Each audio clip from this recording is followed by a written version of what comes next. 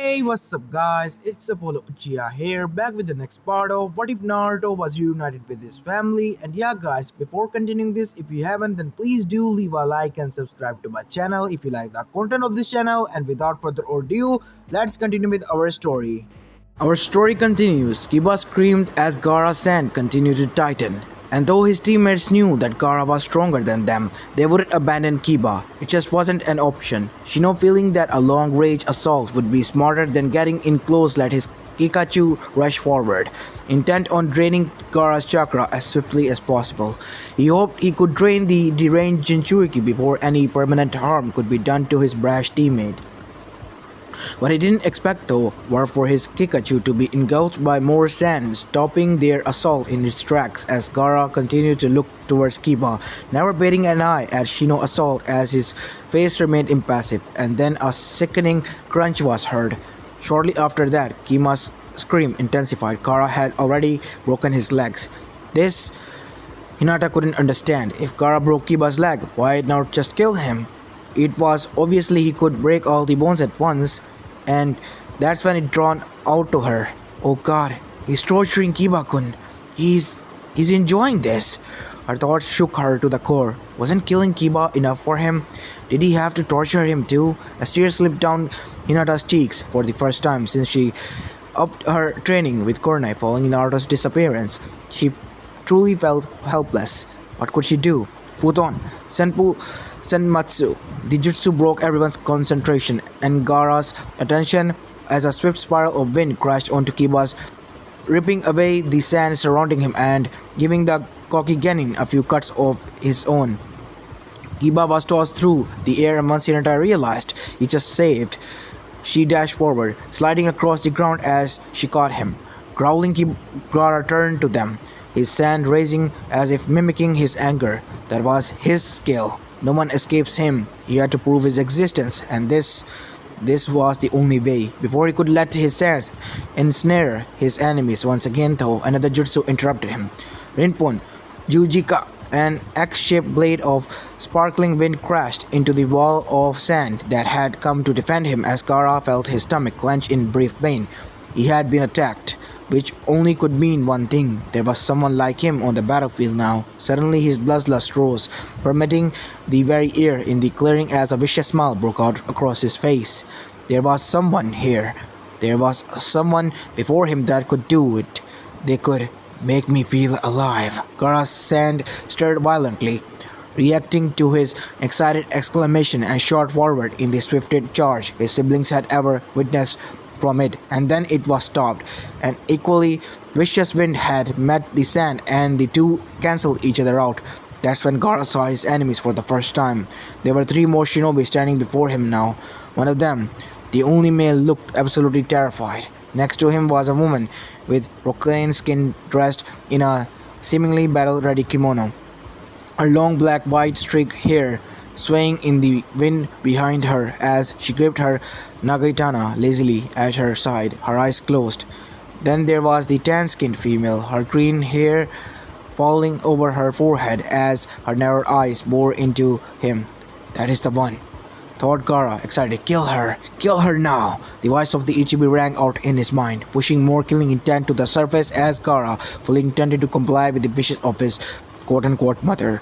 Link break. Naruto and his team plus Karen stared down the Kusanin in front of them cautiously. The killer intent he was leaking was downright vile, and none of them really wanted to see if his skill could back up the kind of bloodlust that was hidden behind the creepy smile on his face. Unfortunately, he knew. They all knew that they weren't escaping this without a fight. And so, it began.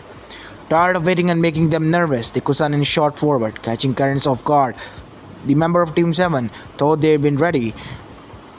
The amount of speed the Kusanin displayed was nothing compared to what Kakashi had been drilling into Sasuke and Sakura, and as for Naruto, his father was the Yellow Flash. That's why the Kusanin was pleasantly surprised when he was outpaced by Naruto, finding a fist inch from his face despite the fact that he certainly moved first. Smirking, the Kusanin tilted his head, avoiding the blow, or so it seemed. A chain shot out of Naruto's arm as it passed through Nin's head, triggering into his brain, of course, that only what Naruto had hoped for, not what he was expecting to happen, nor was that what occurred. The Kusanin had Kavirami'd with a nearby log and landed safely on the ground below, only to look around and not see anyone. Genjutsu, thought the Kusanin, dispelling it seconds later to find multiple giant fireballs rushing towards him. Right before he could jump away, Naruto, who landed a few feet behind him, flashed through hand signs and called out his jutsu, Futon Daibora.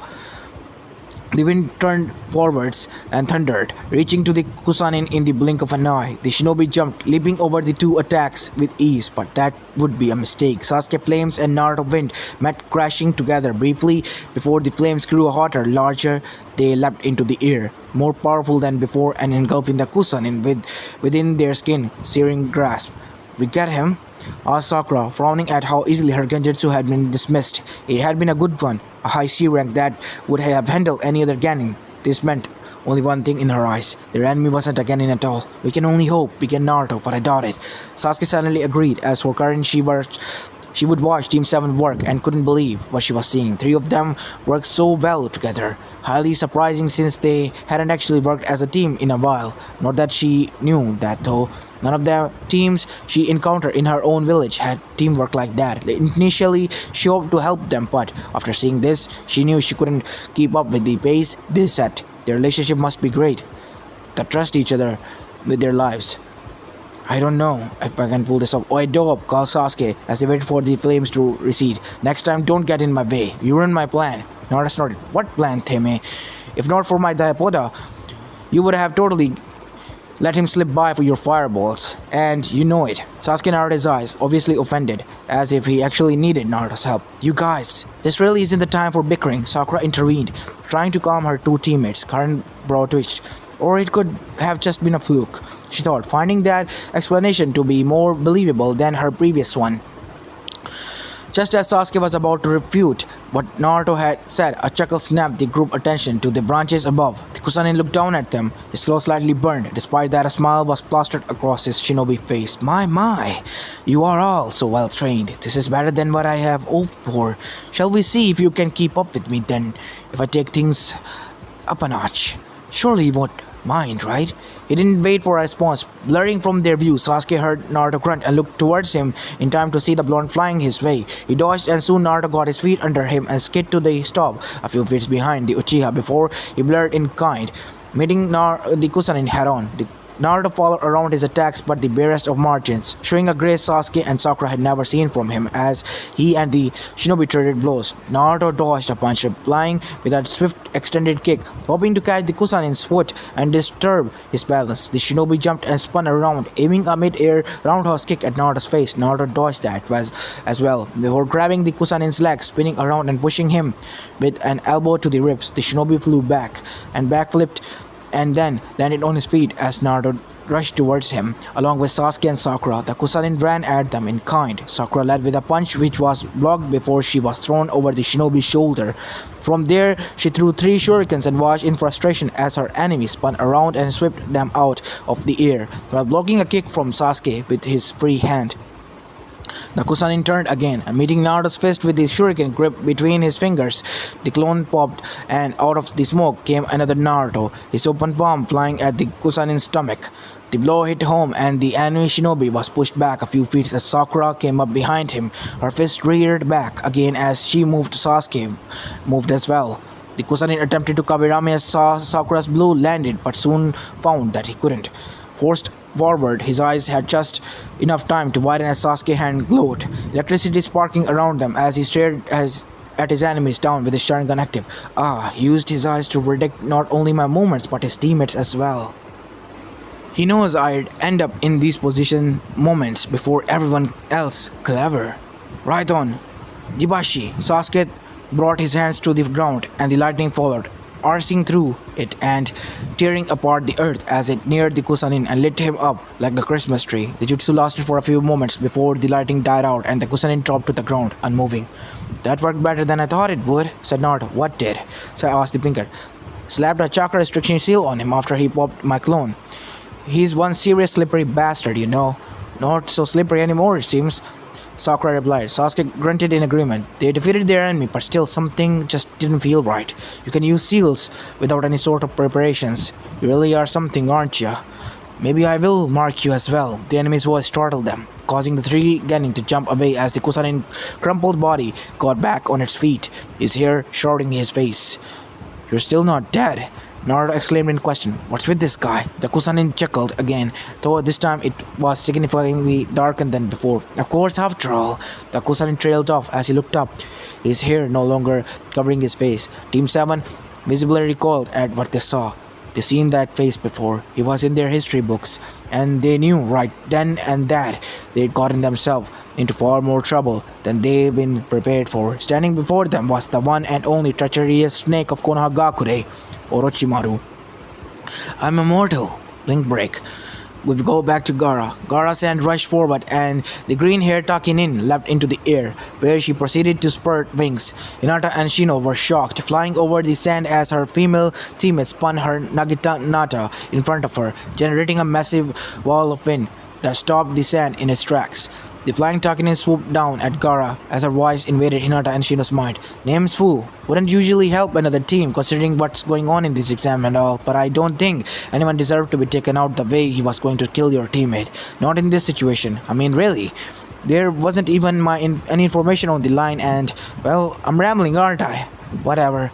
Fu thought at them as she dodged a pillar of sand, spun around, and did something Gaara's siblings hadn't expected. With the help of some blinding bright power and powder Fu had exhaled, mixed with a bit of wind chakra, she blown past Gaara's defenses wall of sand and nailed him in the face with her left foot, sending the right-hand Jinchuriki skidding back a few feet before his sand seemed to squash back out and converge on Fu. I'll distract this guy. You guys follow Hijiri, and you don't know who that is, huh? Well, they're obviously my teammate, and there's a she. So I doubt that hard to figure out whom I'm speaking of anyone, huh? Anyways, she'll lead you to safety, which basically is just far away from here. I'll catch up on no time. Though still thoroughly confused with the fact that the ninja who just saved them was speaking directly into their heads, Hinata and Shino complied anyway as Hijiri quickly leapt away from the battlefield, her male teammate following after her. As for the four of them ran, Fu began to spin in place, rapidly kicking up quite the shimmering scale powder-infused wind. She guarded against Gaara's sandy assault, before shooting high into the air and diving down at him soon after. Gaara raised his hand. The sand reacted at a faster pace than before as it shot at Fu. Undeterred, she dodged, spinning around with swiftly approaching pillar of sand as they came at her. Temari had never seen anyone take her brother's attack in such pride and stride. For the second time that fight, Fu was upon Gaara and was attempting to bring her knee into his face, but unlike the kick she landed last time, Gaara was prepared. In a surprise display, Gaara's sand gathered beneath him and moved him back, allowing him to dodge the blow before it swelled beneath Fu and sweated her back into higher altitudes. As Fu tried to steady herself, she neared the ground while Gaara swiftly rode atop his sand towards her. The deadly mineral gathered at his back before he flung his hand forward and leapt at Fu in a wave. The sand crashed into Fu and she covered it with some powder she exhaled a few feet away. Unfortunately, this would not save her. The sand overtook her, engulfing the girl and crushing into the ground soon after. Sabako Q. The sand lifted into the air, bringing Ku with as it did.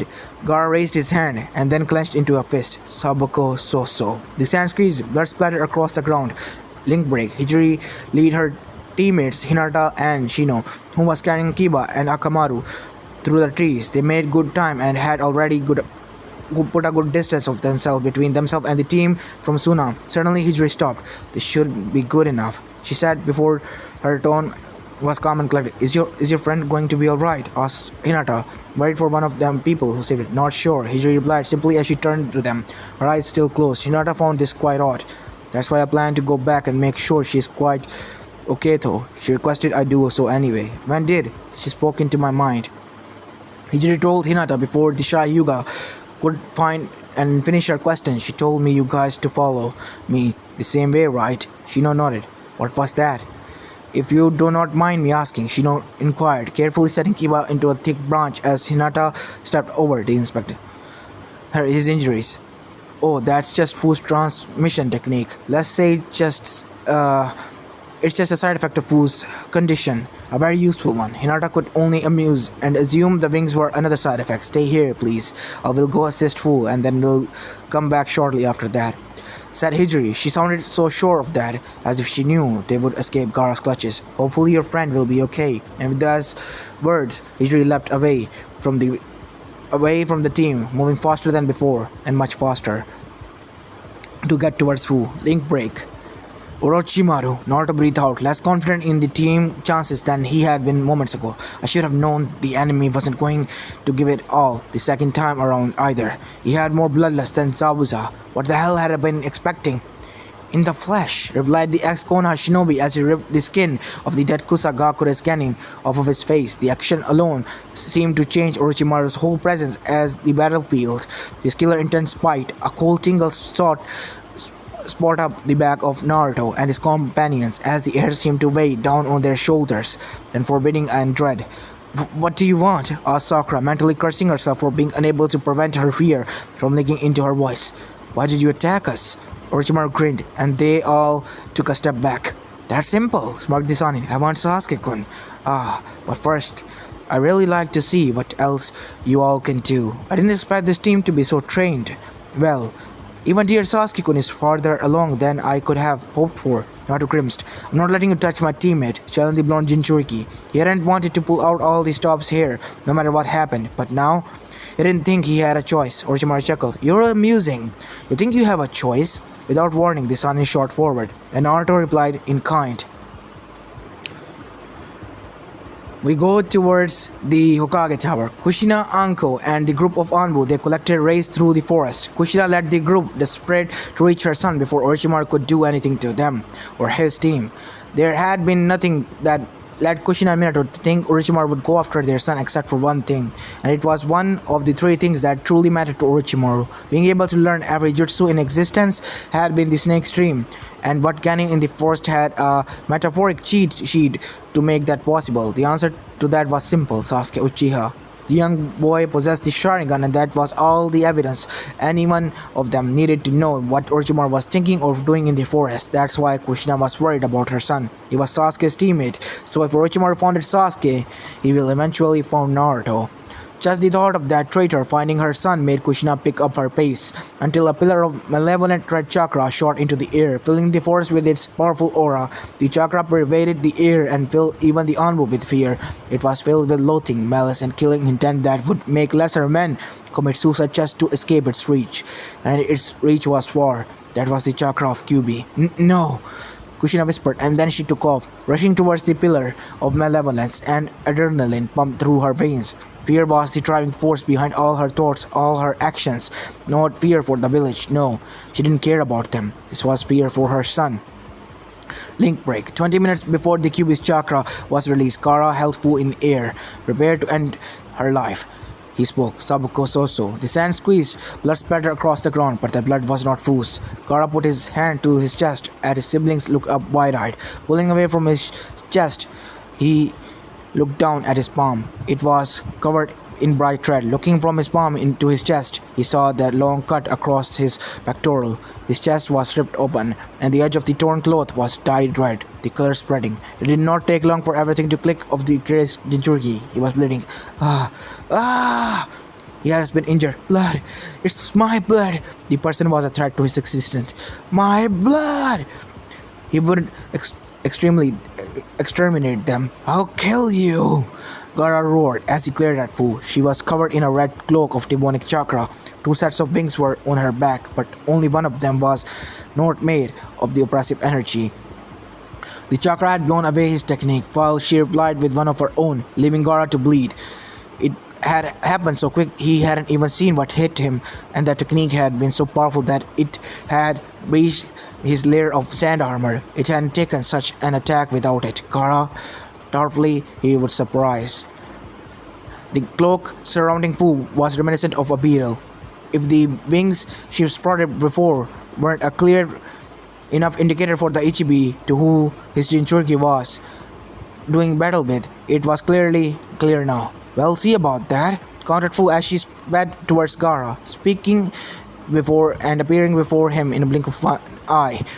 His hand had no time to react as he was thrown into the air by the thorn that was at the head of the cloak. Fu shot up after him, his hand trailing behind her in attempt to attack her and defend Gara. Crawling Fu flew through hand signs before firing off another Rinpo Jika.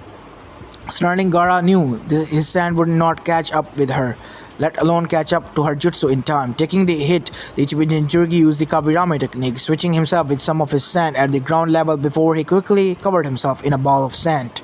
Fu hovered overhand, looking down at the ball of sand. What could this be? She wondered. Link break. While Fu battled with Gara, Naruto and his teammates were locked in a battle of their own. Now that Orochimaru had revealed himself, his fight had gotten much harder. His speed had increased, as had his strength, and he was actually fighting now back. And yet they all knew he was nowhere near serious. After Naruto's and Orochimaru's initial charge at each other, the three of them quickly realized he'd be no match alone. They already known as much, of course, but the ease of which Orochimaru quickly blocked, avoided, and countered all of Naruto's attack really made the immense gap in skill set in for them. They couldn't fight him and win, but they could run either. He would undoubtedly catch up to them. This meant the only an option that they had. They have to fight, even if they didn't like it, and hope that someone would save them. Gokyaku no Jutsu calls Sasuke, sending another fireball at the Sannin. Orochimaru easily slipped past it, closing in on the Uchiha before he was intercepted by Naruto. The young Uzumaki jumped at the Sannin, aiming a kick at Orochimaru's head.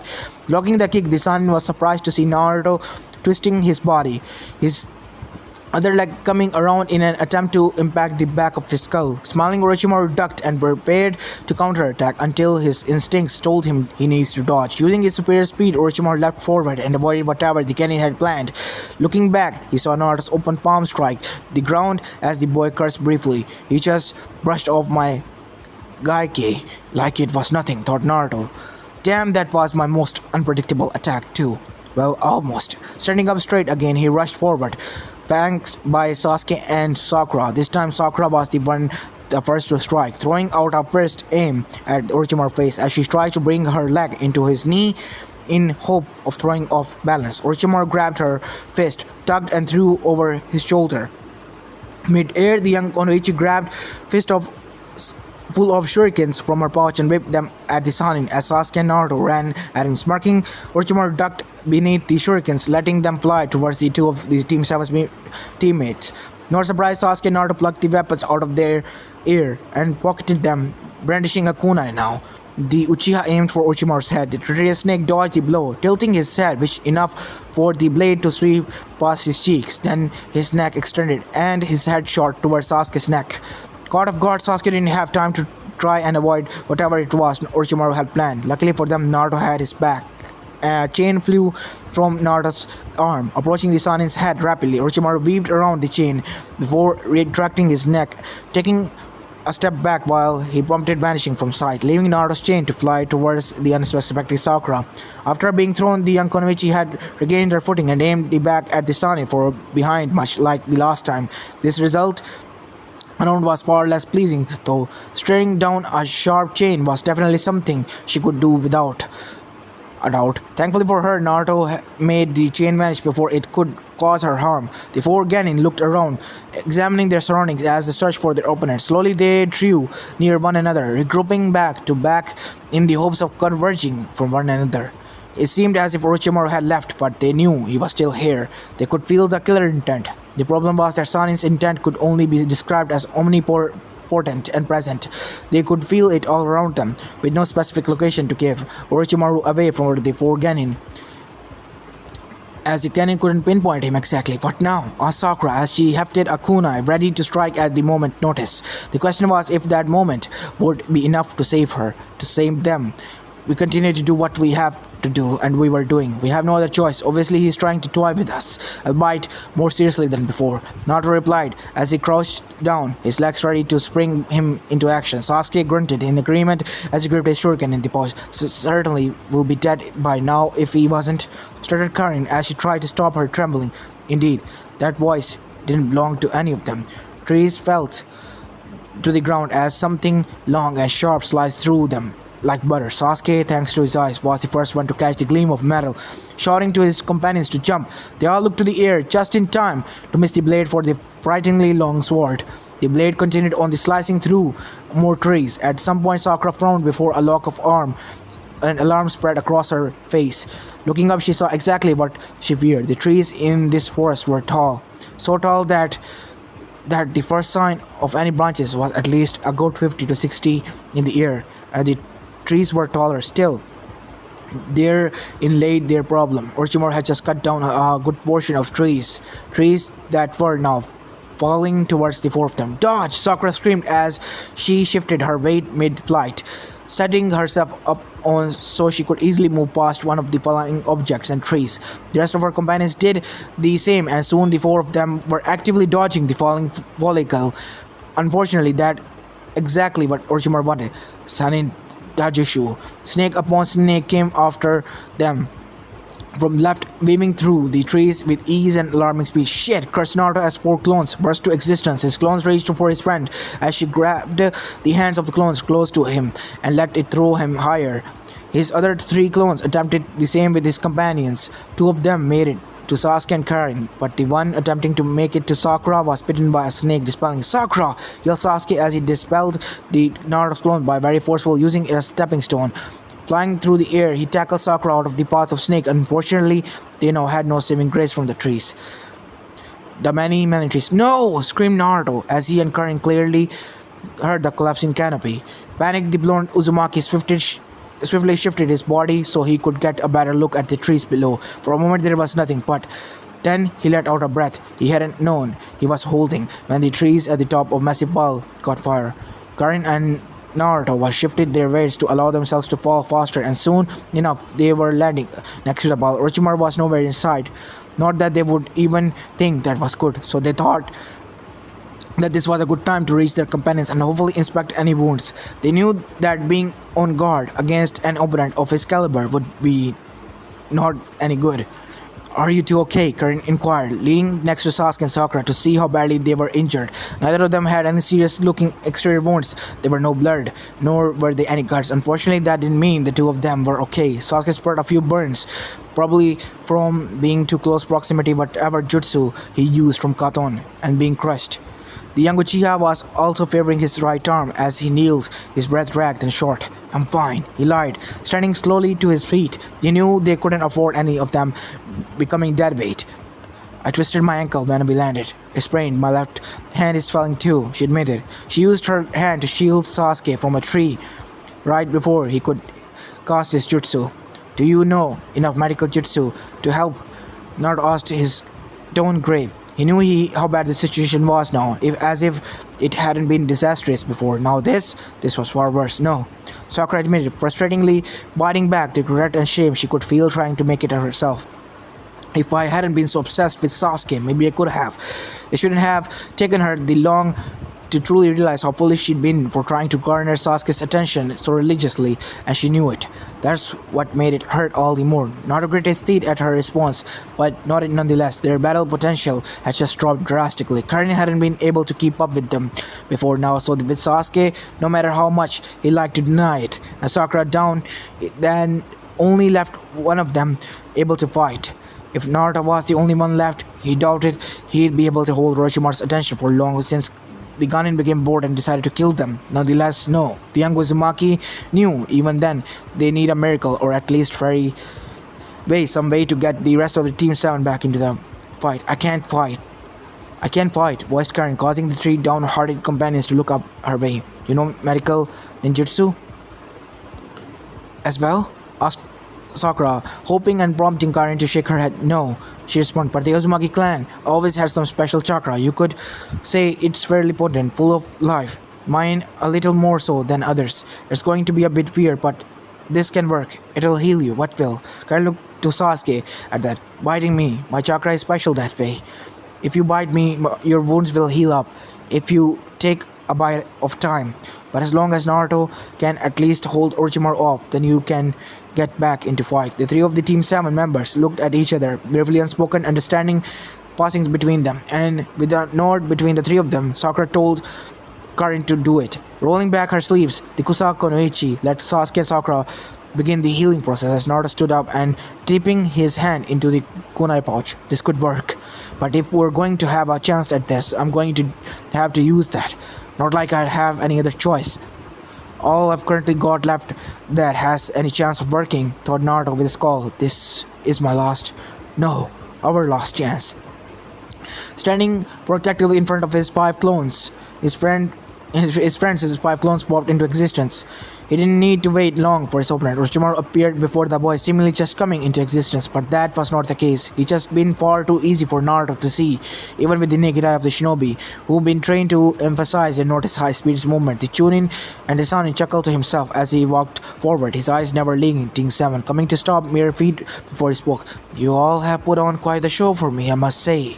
I thank you for that much. You made this visit little precious and to me for my previous home, just a bit more enjoyable than what I've originally predicted. A shame though that all good things must come to an end eventually. I've had enough entertainment. How about you all just stand down and let me do what I came here to do? I'm not letting you touch my friend, snake freak. Orochimaru laughed, cold and full of deadly amusement, sent shiver down Naruto's spine. You? Boy, what could you possibly do in hopes of winning against me? Asked the Sanin, choosing to ignore Naruto's childish insult.